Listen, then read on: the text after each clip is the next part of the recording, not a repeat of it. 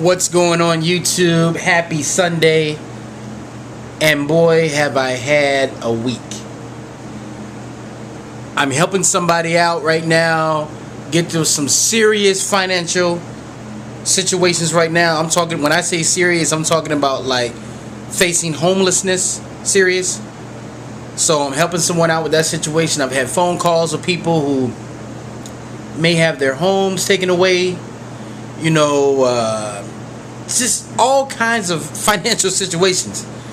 And finance is real, guys. If you can't afford life, that's a serious thing. But before I get into that, let me address something real quick. And I'll pull this up. While I'm doing this, I'll pull what I'm trying to find.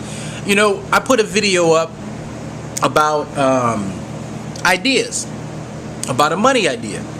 But what's so funny about that is that when I put the video up, people who didn't have no information of what I actually was referring to made comments like, this is a scam, this is that. And I would like for the people who I've spoke to about this situation just to address this also, to put a comment or something like that on the YouTube. But it's sad, and it's sad for this reason. You should check everything out that you get involved in. Everything. You should check everything out, because you never know what you're going to get into. And first, I like to say I'm not involved in Primerica. I'm not involved in no Amway, no MLMs, nothing of that. I deal with real products. Okay? And what's so funny about the situation is that the people that I was dealing with, I'm not asking them to pay me any money. All the money that's going with this situation is my risk. Yeah, I said it. It's my risk. But this guy by the name of, I can't even, sometimes with YouTube names, you don't know exactly how to pronounce them, or is the name even affiliated with their name. But his name is Jimbob Ubaj. Jimbobubbadj. And the guy says something to the effect of, I sent this guy some comments and he didn't respond back. And it's funny because, one, when you write a comment to somebody, every comment that's written on YouTube, if you don't send it directly to me, I'm not going to see it. I don't just sit on the computer all day and just check comments. Now, if you send a direct message to me, that's a whole different ballgame.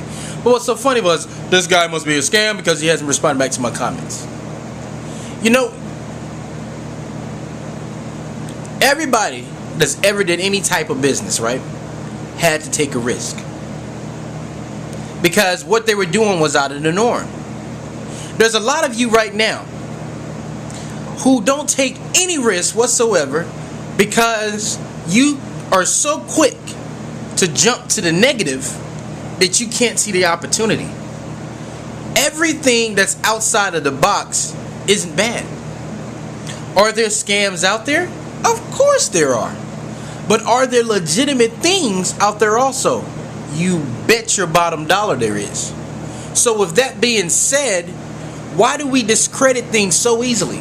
Especially with no information. Is this like this negative bug that is sitting on our shoulders that is saying, that you say, hey, and the thought comes to your mind, you should open a landscaping business, and hear this negative thought, no, it's too risky, you shouldn't do it, you're going to lose your money, you got to protect your family, you can't do it, stay at your job.